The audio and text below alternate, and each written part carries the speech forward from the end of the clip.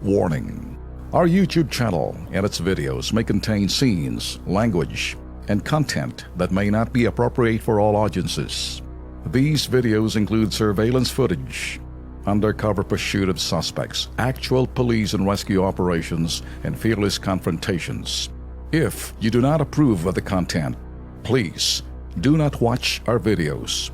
If you wish to continue, we strongly advise that you proceed with caution. Viewers' discretion is advised. Eto, alam mo Ben, ugaling-ugali po ng ilang pasaway na motorista, yung mga nakasagi o nakabangga at walang nakakita ho, tumatakbo na, tumalilis kagad. Anong tawag dyan, Ben? Hit and run. Ayun, hit and run po.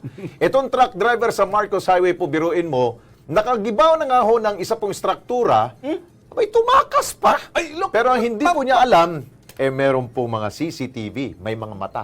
Nataranta. Panoorin nyo yun.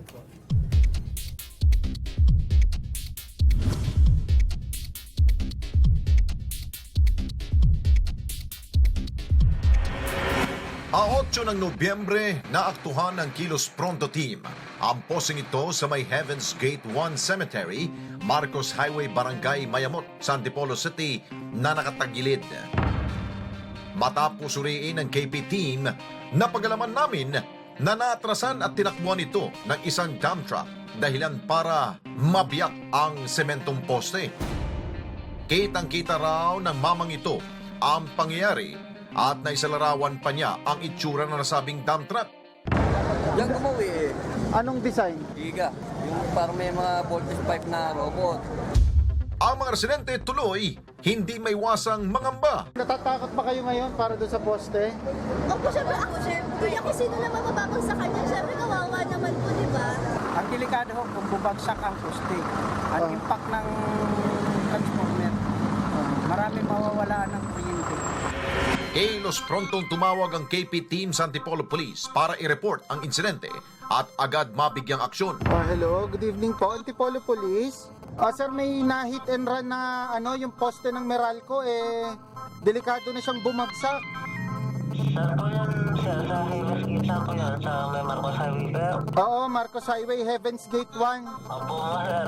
Tatawag ko sa Antipolo, sir. Sa kuha ng kalapit na CCTV, makikita ang pag-atras na nasabing dump truck. Nagbukas pa ng pinto ang driver at sinilip ang kanyang inaatrasan. Ilang saglit pa, biglang hinto na ito at animoy naalog. Yun na pala ang tiyempo na bumangga na ito sa nasabing poste. Matapos maramdaman ng tsuper na may nadiskrasya siya, agad na itong humarurot paalis sa lugar.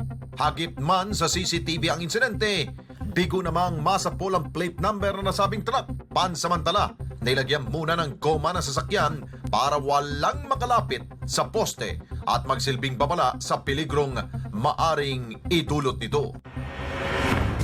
Baka akala niya nung driver ng truck, nakalusot na siya, kahit na ho naayos na ho yung poste niyan. Mr. Driver! Oy. Hanapin pa rin namin kayo, ha? Ay, nako. Siguradong Kenkoy! mahuhuli ho. Dahil kitang-kita ho sa CCTV kung anong pong klaseng truck yan, maglilibot pong KP team at hahanapin yung truck ho ninyo. Nako. Yan.